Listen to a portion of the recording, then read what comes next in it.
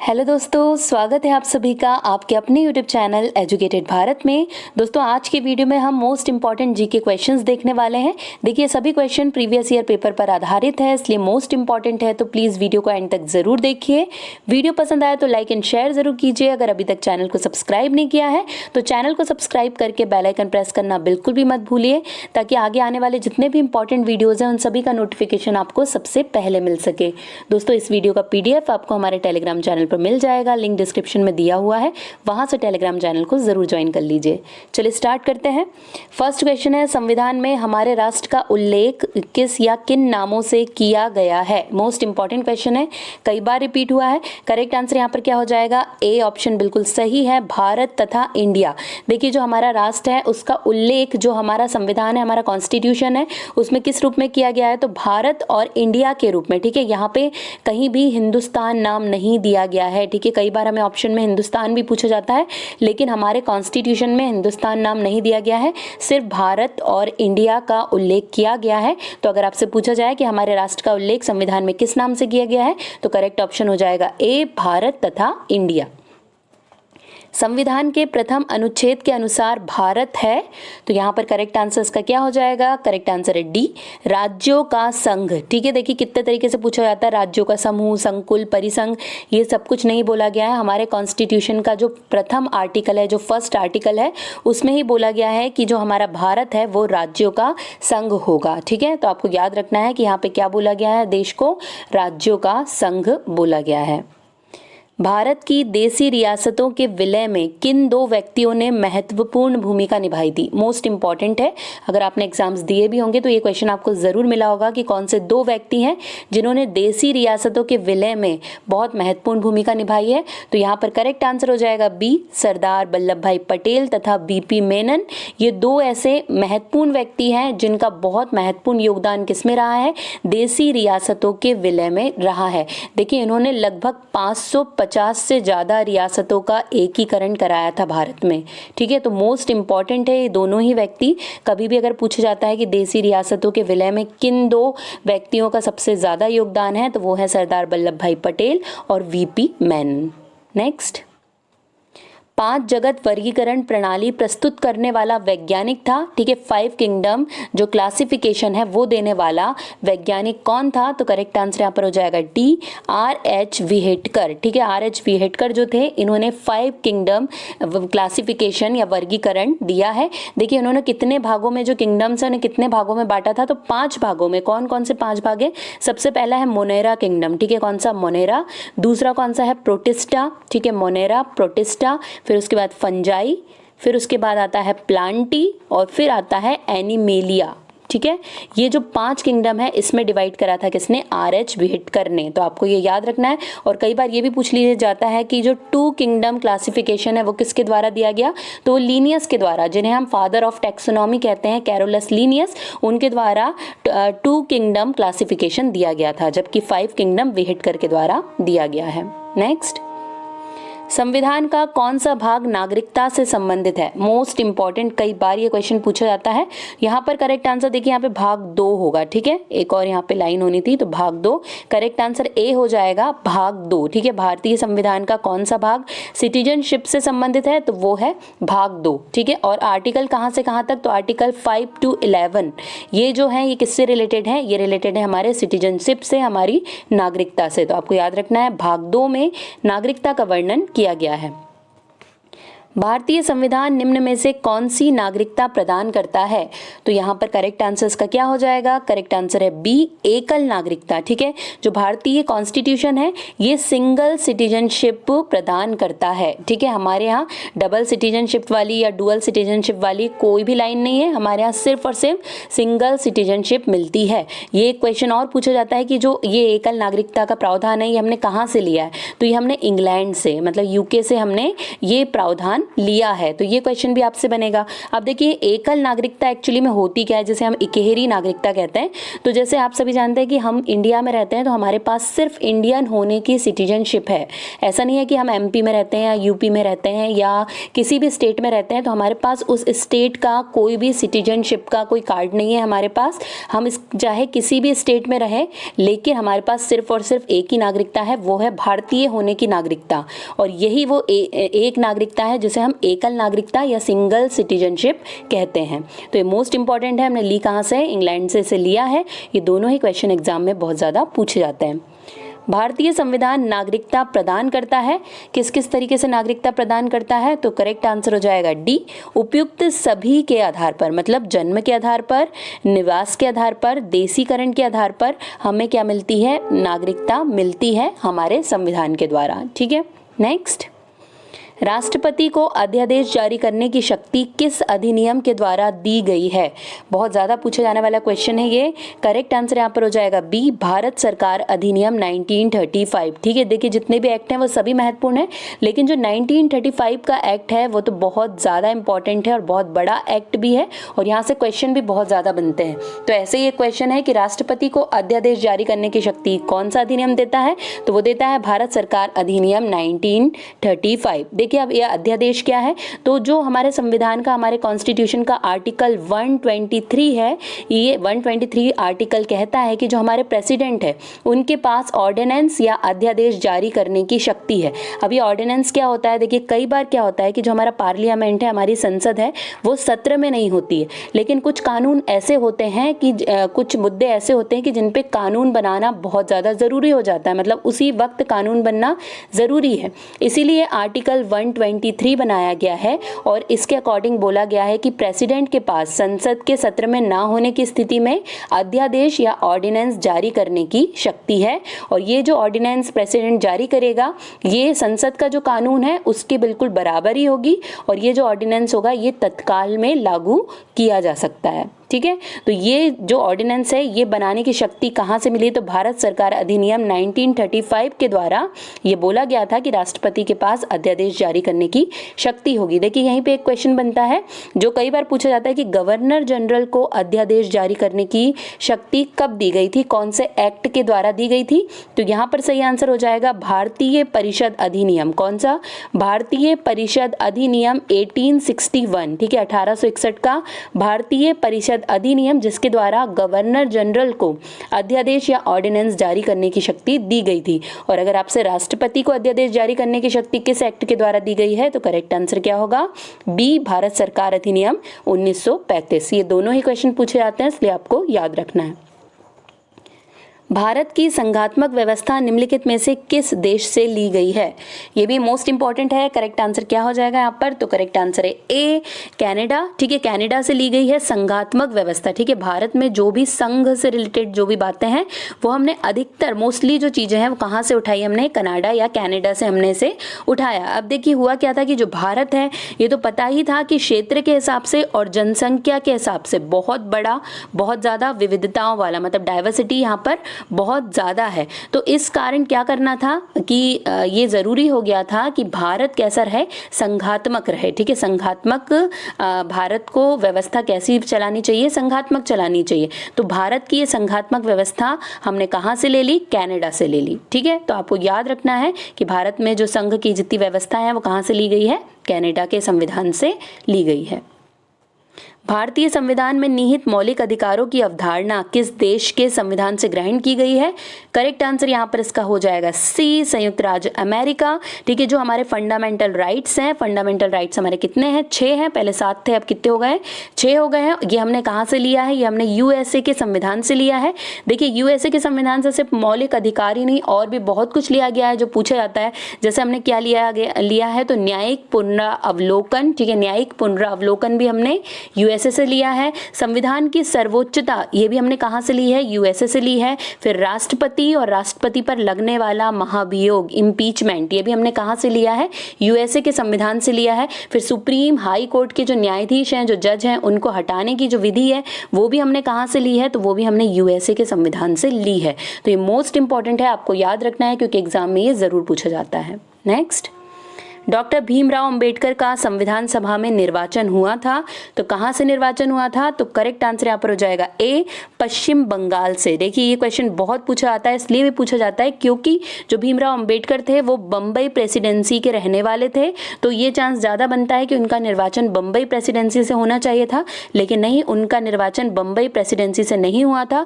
कहाँ से हुआ था? पश्चिम बंगाल प्रेसिडेंसी से उनका निर्वाचन हुआ था संविधान सभा के लिए। तो आपको याद रखना है क्योंकि एग्जाम में ये पूछ लिया जाता है। डॉक्टर भीमराव अंबेडकर का जन्म और मृत्यु कब हुई? मोस्ट इंपॉर्टेंट है ये भी। करेक्ट आंसर हो जाएगा बी, 1891 और 1956। ये आपको याद रखना है। 1891 में इनका जन्म हुआ था और 1956 में इनकी डेथ हुई थी। ठीक है, आपको याद रखना है क्योंकि मोस्ट इंपॉर्टेंट ईयर है। किस वर्ष में जन गण मन को भारत के राष्ट्रगान के रूप में अपनाया गया? तो सही आंसर यहाँ पर इसका हो जाएगा सी, वर्ष 1950 में जब हमारा संविधान लागू हुआ था तभी जन गण मन को भारत के राष्ट्रगान के रूप में अपनाया गया था। निम्नलिखित में से संघ संविधान समिति का अध्यक्ष कौन था? तो यहाँ पर करेक्ट आंसर हो जाएगा सी, जवाहरलाल नेहरू। संघ संविधान समिति, देखिए जब संविधान निर्माण हो रहा था तब कई सारी समितियां बनी थी, उसी में से एक समिति थी संघ संविधान समिति, और जिसके अध्यक्ष कौन बनाए गए थे? जवाहरलाल नेहरू। भारतीय संविधान के किस भाग में नागरिकों के मौलिक अधिकारों का उल्लेख किया गया है? तो करेक्ट आंसर यहाँ पर क्या हो जाएगा? करेक्ट आंसर है डी, भाग 3 में। ठीक है, भाग 3 किससे संबंधित है? देखिए जो हमारे 22 भाग हैं और 22 के 22 भाग मोस्ट इंपॉर्टेंट है क्योंकि एग्जाम में पूछ लिए जाते हैं। उसी में भाग 3 है जिसमें मौलिक अधिकार, हमारे फंडामेंटल राइट्स का उल्लेख किया गया है। निम्नलिखित में से कौन सा मूल अधिकार भारतीय संविधान में नागरिकों को नहीं प्रदान किया गया है? तो करेक्ट आंसर क्या हो जाएगा यहाँ पर? सी, सूचना का अधिकार। ठीक है, जो हमारे मौलिक अधिकार हैं वो 6 हैं। ठीक है, उसमें सूचना का अधिकार नहीं आता। ठीक है, तो यहाँ पे हमसे ये पूछा जा रहा है कि भारतीय संविधान में कौन सा मूल अधिकार नागरिकों को नहीं दिया गया है? तो सूचना का अधिकार हमारा फंडामेंटल राइट नहीं है। निम्नलिखित में से किस अनुच्छेद में समता के अधिकार का प्रावधान है? तो यहाँ पर करेक्ट आंसर इसका हो जाएगा ए, आर्टिकल 14 में। ठीक है, जो हमारा आर्टिकल 14 है वो कहता है समता के अधिकार के बारे में। समता यानी समानता का अधिकार। ठीक है, जो विधि के समक्ष समानता को दर्शाता है कि मतलब कानून के आगे सभी एक समान है। ठीक है, तो ये जो समता का अधिकार है ये आर्टिकल 14 में प्रदान किया गया है। यह वाक्य किसने कहा था? राज्य के नीति निर्देशक तत्व ऐसा चेक है जिसे सुविधा अनुसार अदा किया जा सकता है।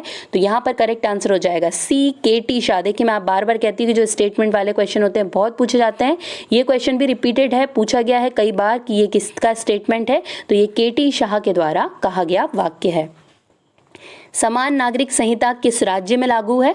करेक्ट आंसर क्या हो जाएगा यहाँ पर? सी, गोवा में। ठीक है, कई बार ये क्वेश्चन पूछा गया है कि भारत में समान नागरिक संहिता कहाँ पर लागू है। ठीक है, बहुत पूछा जाता है यूनिफॉर्म सिविल कोड के बारे में। सिविल कोड जो है, देखिए क्या है ये यूनिफॉर्म सिविल कोड? एक सेक्युलर कानून है। ठीक है, अगर आपने इसके बारे में सुना होगा, अभी बहुत चर्चा में भी था ये। तो ये एक सेक्युलर कानून है जो सभी पंथ के लोगों के लिए, मतलब चाहे आप किसी भी धर्म के, किसी भी जाति के लोग हैं, उन सभी के लिए समान रूप से लागू होता है। ठीक है, अभी इंडिया में देखिए क्या है, इंडिया में कहीं भी मतलब गोवा को छोड़ के और किसी स्टेट में समान नागरिक संहिता यानी कि यूनिफॉर्म सिविल कोड जारी नहीं है, लेकिन अभी सोचा जा रहा है कि पूरे इंडिया में इसे स्टार्ट कर दिया जाए।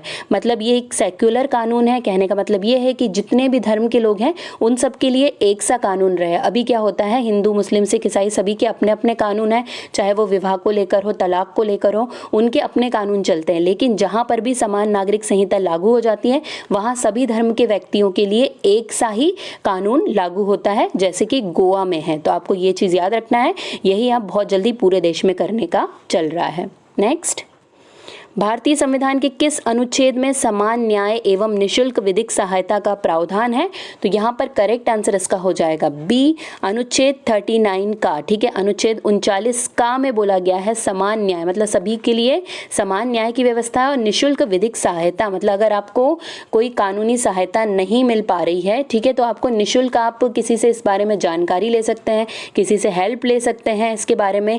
ये हमारा राइट है। मतलब अगर हमको नहीं पता है किसी कानून के बारे बारे में तो हम उसके बारे में पूछ सकते हैं और मदद भी ले सकते हैं। अगर कोई कानून का ज्ञाता है तो उसके पास जाके हम बिल्कुल पूछ सकते हैं, क्योंकि हमारे पास ये राइट है। और ये कौन सा राइट है हमारे पास, तो हमारा आर्टिकल 39 का हमको ये कहता है कि समान न्याय एवं निःशुल्क विधिक सहायता का प्रावधान हमारे कॉन्स्टिट्यूशन में दिया गया है। नेक्स्ट, भारतीय संविधान के किस अनुच्छेद में राज्य को ग्राम पंचायतों के गठन का निर्देश दिया गया है?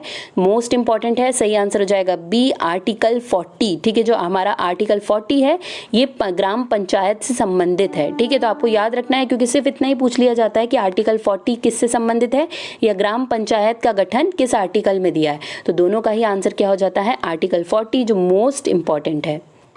जीवों के वर्गीकरण की आधुनिक प्रणाली में सबसे छोटी इकाई है, तो यहाँ पर सही आंसर इसका हो जाएगा सी, जाति। ठीक है, जो जीवों का वर्गीकरण किया गया है उसमें जो उसकी जो आधुनिक प्रणाली है उसमें सबसे छोटी इकाई मानी गई है जाति को, या जैसे हम स्पीसीज कहते हैं उसे सबसे छोटी इकाई माना गया है। भारतीय संघवाद को सहकारी संघवाद किसने कहा? ये स्टेटमेंट बहुत पूछा जाता है।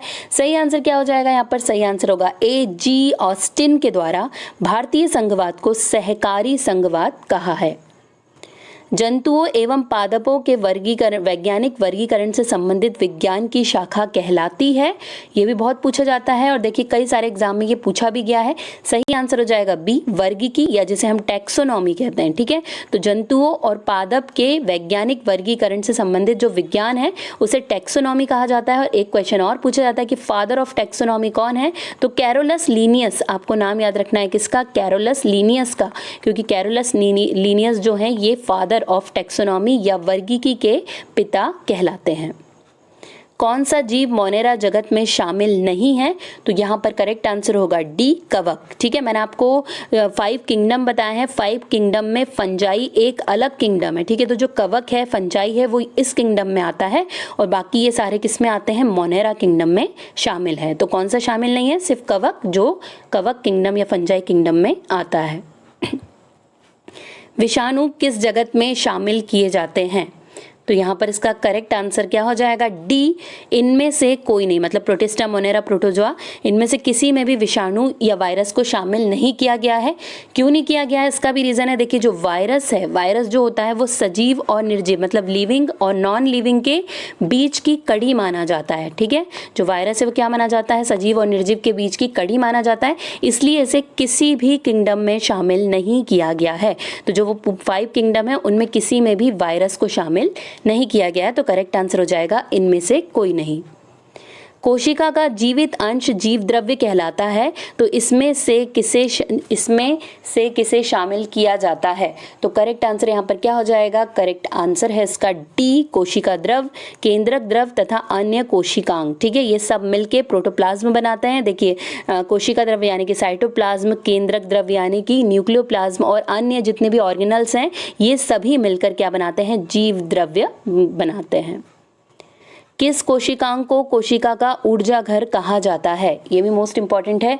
करेक्ट आंसर क्या हो जाएगा यहाँ पर, तो बी, माइटोकॉन्ड्रिया। देखिए माइटोकॉन्ड्रिया में जो एनर्जी होती है वो एटीपी के रूप में, जो ऊर्जा होती है वो एटीपी के रूप में यानी कि एडेनोसिन ट्राइफॉस्फेट के रूप में स्टोर होती है। और इतनी सारी एनर्जी स्टोर होने के कारण ही इसे कोशिका का ऊर्जा घर या पावर हाउस ऑफ सेल कहा जाता है। ठीक है, किसे, माइटोकॉन्ड्रिया को। नेक्स्ट, किस कोशिकांग को कोशिका की आत्महत्या की थैली या सुसाइडल बैग कहा जाता है, ये भी बहुत पूछे जाने वाला क्वेश्चन है। करेक्ट आंसर हो जाएगा बी, लाइसोसोम को सुसाइडल बैग कहा जाता है। देखिए लाइसोसोम क्या होता है, एक थैली जैसा स्ट्रक्चर होता है और बॉडी में जितनी भी डेड सेल्स हो जाती हैं जिनका काम नहीं होता है, सभी डेड सेल हैं जो सिर्फ स्टोरेज बढ़ाती हैं, ऐसी सारी डेड सेल्स क्या होती हैं, ये लाइसोसोम उन्हें अपने अंदर भर लेता है और इसमें 24 प्रकार के एंजाइम्स प्रेजेंट होते हैं। ये एंजाइम इन सेल्स पे वर्क करता है और इसी वर्क के कारण ये जितनी भी डेड सेल्स हैं उन्हें लेके ये थैला पूरा फट जाता है। इसीलिए ही इसे क्या कहा जाता है, आत्महत्या की थैली या सुसाइडल बैग कहा जाता है। ठीक है, तो ये मोस्ट इंपॉर्टेंट है, आपको याद रखना है, लाइसोसोम को सुसाइडल बैग कहा जाता है। मानव शरीर की किन कोशिकाओं में माइटोकॉन्ड्रिया नहीं पाया जाता, तो सही आंसर यहाँ पर हो जाएगा सी, लाल रक्त कोशिकाएं। ठीक है, हमारे ब्लड में प्रेजेंट जो आरबीसी होती है, रेड ब्लड सेल होती है, उसमें प्रेजेंट नहीं होता है माइटोकॉन्ड्रिया। आपको ये चीज़ याद रखनी है कि बहुत ज़्यादा एग्जाम में पूछी जाती है कि कौन सी सेल है जिसमें माइटोकॉन्ड्रिया नहीं पाया जाता, तो ब्लड में प्रेजेंट जो आरबीसी है उसमें माइटोकॉन्ड्रिया प्रेजेंट नहीं होता है। कोशिका में केंद्रक के अतिरिक्त अन्य किस कोशिकांग में डीएनए पाया जाता है? बहुत पूछा जाता है। देखिए सभी को पता है कि जो कोशिका का न्यूक्लियस होता है, केंद्रक होता है, उसमें जो न्यूक्लिक मटेरियल है वो क्या है? डीएनए प्रेजेंट होता है। लेकिन इसके अलावा भी कहीं डीएनए पाया जाता है, तो कहाँ पर? तो करेक्ट आंसर होगा डी, माइटोकॉन्ड्रिया में। ठीक है, जो बॉडी में माइटोकॉन्ड्रिया प्रेजेंट है उसमें क्या प्रेजेंट होता है? उसमें भी डीएनए प्रेजेंट होता है। तो ये भी मोस्ट इंपॉर्टेंट क्वेश्चन है, कई सारे एग्जाम में पूछा गया है। गुणसूत्र निम्नलिखित में से किसका परिवर्तित रूप है? तो करेक्ट आंसर यहाँ पर उसका हो जाएगा ए, क्रोमेटिन धागों का। ठीक है, गुणसूत्र किसका? देखिए आप सभी ने अगर देखा होगा प्रोसेस डिवीजन वाली, तो उसमें आपको पता होगा कि ये धागे के रूप में स्ट्रक्चर प्रेजेंट होता है जो आगे परिवर्तित होकर गुणसूत्र या क्रोमोसोम में चेंज हो जाता है। यहीं पर क्वेश्चन आता है कि ह्यूमन में कितने गुणसूत्र प्रेजेंट होते हैं? तो 46। अगर हम पेयर्स में देखें तो कितने पेयर? 23 पेयर्स या फिर 46 क्रोमोसोम प्रेजेंट होते हैं ह्यूमन बॉडी में। जीवाणु की खोज किस वैज्ञानिक द्वारा की गई थी? तो करेक्ट आंसर हो जाएगा डी, लिवेनहॉक के द्वारा जीवाणु की खोज की गई थी। यहाँ पे एक क्वेश्चन और पूछा जाता है कि जीवाणु नाम किस वैज्ञानिक के द्वारा दिया गया है? तो एहरनबर्ग के द्वारा। ठीक है, आपको याद रखना है एहरनबर्ग के द्वारा 1838 में जीवाणु नाम दिया गया है, जबकि खोज किसके द्वारा की गई है? तो लिवेनहॉक के द्वारा जीवाणु की खोज की गई है। तपेदिक नामक रोग किस जीव के कारण होता है? तो करेक्ट आंसर यहाँ पर हो जाएगा बी, माइकोबैक्टीरियम। ठीक है, देखिए जो तपेदिक या टीबी रोग है ये माइकोबैक्टीरियम ट्यूबरकुलोसिस नामक जीव के कारण होता है। और कई बार क्वेश्चन पूछा जाता है कि किस बैक्टीरिया के कारण होता है, तो आपको पूरा नाम आना चाहिए। माइकोबैक्टीरियम ट्यूबरकुलोसिस के द्वारा ये टीबी या तपेदिक की बीमारी होती है। एंटीबायोटिक अधिकांशतः प्राप्त किए जाते हैं, तो यहाँ पर करेक्ट आंसर्स का हो जाएगा ए, कवकों के द्वारा। ठीक है, देखिए जो हमारा पहला एंटीबायोटिक था पेनिसिलिन, उसे भी हमने पेनिसिलियम नोटेटम नामक कवक के द्वारा ही प्राप्त किया था। लेकिन अभी देखिए क्या हो जाता है कि अधिकांशतः अगर हम देखें तो सिर्फ कवक से नहीं, जबकि जीवाणुओं के द्वारा भी बहुत अधिक मात्रा में एंटीबायोटिक प्राप्त किया जा रहा है। ठीक है, तो आपको ये याद रखना है कि अगर ऑप्शन में कवक आ रहा है तो ठीक है कवक ऑप्शन, लेकिन अगर कवक नहीं है तो जीवाणु भी आप लगा सकते हैं, क्योंकि अभी जो हाल ही में चल रहा है इसके अनुसार एंटीबायोटिक अधिकांशतः जीवाणुओं के द्वारा ही प्राप्त किया जा रहा है। मृदा में धान का उत्पादन बढ़ाने वाले मुक्त जीवी जीवाणु यानी फ्री लिविंग बैक्टीरिया कौन सा है? तो यहाँ पर करेक्ट आंसर होगा डी, एनाविना। ठीक है, एनाविना जिसे हम कहते हैं, जो एनाविना बैक्टीरिया है वो फ्री लिविंग है, मतलब नाइट्रोजन फिक्सेशन में हेल्प करने वाले जो बैक्टीरिया होते हैं वही है, फ्री लिविंग है ये, और ये मृदा में यानी कि मिट्टी में प्रेजेंट होता है और जो चावल या धान का जो उत्पादन है उसको बढ़ाने में हेल्प करता है। निम्नलिखित में से पत्तियों का रूपांतरित स्वरूप नहीं है, तो सही आंसर हो जाएगा डी, पत्र प्रकलिका। ये पत्तियों का रूपांतरित रूप नहीं है, जबकि पर्णकटक, पर्णप्रतान, घटपर्णी ये सभी पत्तियों का रूपांतरित रूप है। और कौन सा नहीं है? तो डी करेक्ट हो जाएगा। विश्व का सर्वाधिक ऊंचा पौधा है, तो ये तो सभी को पता होगा, करेक्ट आंसर हो जाएगा ए, यूकेलिप्टस। ये विश्व का सर्वाधिक ऊंचा प्लांट है। अदरक एक तना है, जड़ नहीं, क्योंकि ये देखिए अदरक तना है, सभी को पता है कि स्टेम है अदरक, क्योंकि इसका रीजन होता है, तो सी करेक्ट हो जाएगा, पर्व और पर्व संधियां युक्त होता है। ठीक है, देखिए जो स्टेम होता है, तना होता है, उसकी खासियत होती है कि उसमें नोड प्रेजेंट हो या इंटर नोड प्रेजेंट हो। तो जैसे कि अदरक को हम देखते हैं उसमें नोड और इंटर नोड दोनों ही प्रेजेंट होती है, तो यही एक रीजन है कि हम कह सकते हैं कि अदरक तना है, जड़ नहीं है। वहाँ शुष्क पुष्पकली फ्लावर बड जिसका प्रयोग मसाले के रूप में किया जाता है, तो ये तो बहुत इजी है, हम सबने देखा है, करेक्ट आंसर होगा डी, लौंग। ठीक है, लौंग क्या है? फ्लावर बड है, जिसका यूज़ हम किस में करते हैं? मसाले के रूप में करते हैं।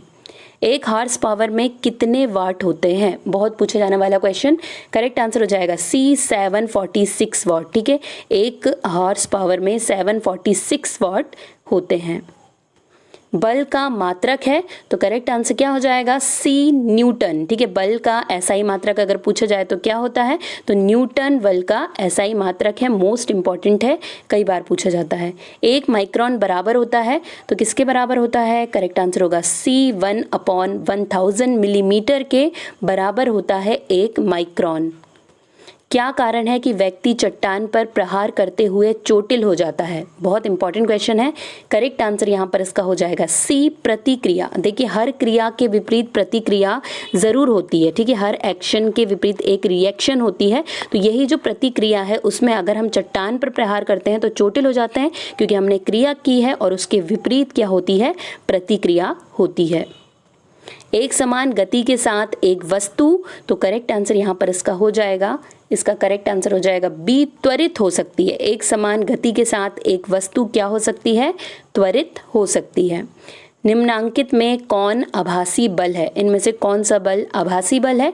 तो सही आंसर हो जाएगा सी, अपकेंद्रीय बल। देखिए जो सेंट्रीफ्यूगल फोर्स होता है, ठीक है, आप सभी ने सेंट्रीफ्यूगल फोर्स के बारे में सुना होगा। ये जो सेंट्रीफ्यूगल फोर्स है, ये जो सेंट्रीपिटल फोर्स है यानी कि अभिकेंद्रीय बल है, उसके समान या विपरीत कार्य करता है। तो अपकेंद्रीय बल होता क्या है? देखिए अगर कोई भी गतिशील वस्तु है उसे केंद्र से दूर भगाने की, मतलब जो केंद्र है उससे दूर करने की जो प्रवृत्ति पाई जाती है, वही जो फोर्स पाया जाता है वही क्या कहलाता है? अपकेंद्रीय बल या सेंट्रीफ्यूगल फोर्स कहलाता है, ठीक है। तो ये एक प्रकार का आभासी बल होता है, ठीक है। ये एक्चुअली में नहीं लगता, लेकिन हमें ऐसा आभास होता है कि ये बल कार्य कर रहा है। नेक्स्ट, तोप से एक गोला दागा जाता है, गोले की गति है, तो करेक्ट आंसर यहाँ पर हो जाएगा बी, प्रक्षेप्य गति, ठीक है। प्रक्षेप्य गति क्या होती है? Projectile motion. देखिए जब भी किसी वस्तु को, अगर हम किसी वस्तु को फेंकते हैं तो ग्रेविटेशन के कारण क्या होता है? उसकी गति ऐसी गोलाई वाली हो जाती है, कि वक्रीय टाइप की गति हो जाती है। तो ये जो उसकी वक्रीय मोशन है यही प्रोजेक्टाइल मोशन कहलाता है, ठीक है। जब भी हम किसी चीज को फेंकते हैं तो वो एक वक्रीय गति में जाकर दूसरी जगह गिरती है, इसे ही प्रक्षेप्य गति या फिर प्रोजेक्टाइल मोशन कहा जाता है। तो तोप से एक गोला दागा जाता है, गोले की गति कैसी होगी? प्रक्षेप्य गति होती है। क्रिया और प्रतिक्रिया किस पर लागू होते हैं? करेक्ट आंसर यहाँ पर हो जाएगा बी, समान परिमाण वाले होते हैं, ठीक है। अगर समान जो परिमाण वाली चीज़ है, वॉल्यूम वाली चीज़ें या मैग्नीट्यूड वाली चीज़ें समान, उन्हीं में क्रिया और प्रतिक्रिया लागू होती है। वॉशिंग मशीन का कार्य सिद्धांत है, तो यहाँ पर करेक्ट आंसर क्या हो जाएगा इसका? ए, अपकेंद्रण, ठीक है। अभी जो हमने अपकेंद्रीय बल पढ़ाया सेम वही वॉशिंग मशीन का कार्य सिद्धांत है। अब बारी है लास्ट क्वेश्चन की। लोलक घड़ियां या पेंडुलम क्लॉक्स गर्मियों में सुस्त हो जाती है क्योंकि, तो यहाँ पर करेक्ट आंसर होगा सी, लोलक की लंबाई बढ़ जाती है, ठीक है। जो पेंडुलम है देखिए उसमें गर्मियों में क्या हो जाती है? सुस्त हो जाती है, क्योंकि जो लोलक की लंबाई है यानी कि जो पेंडुलम की लंबाई है वो बढ़ जाती है। साथ ही साथ इसका जो आवर्त काल है वो भी क्या हो जाता है? बढ़ जाता है, जिससे एक दोलन पूरा करने में बहुत अधिक समय लगता है। इसलिए लोलक की लंबाई क्या हो जाती है? बढ़ जाती है। गर्मियों में लोलक घड़ियां गर्मियों में सुस्त हो जाती हैं। यहीं पे दोस्तों हमारे 50 क्वेश्चंस कंप्लीट हो गए हैं। अगर वीडियो पसंद आया होगा तो लाइक एंड शेयर करना बिल्कुल भी मत भूलिएगा। और दोस्तों अगर चैनल को सब्सक्राइब नहीं किया है तो सब्सक्राइब करके बेल आइकन ज़रूर प्रेस कर लीजिए। आज के लिए बस इतना ही। आपसे मुलाकात होगी एक नए वीडियो के साथ। तब तक के लिए पढ़ते रहिए, आगे बढ़ते रहिए। जय हिंद, जय भारत।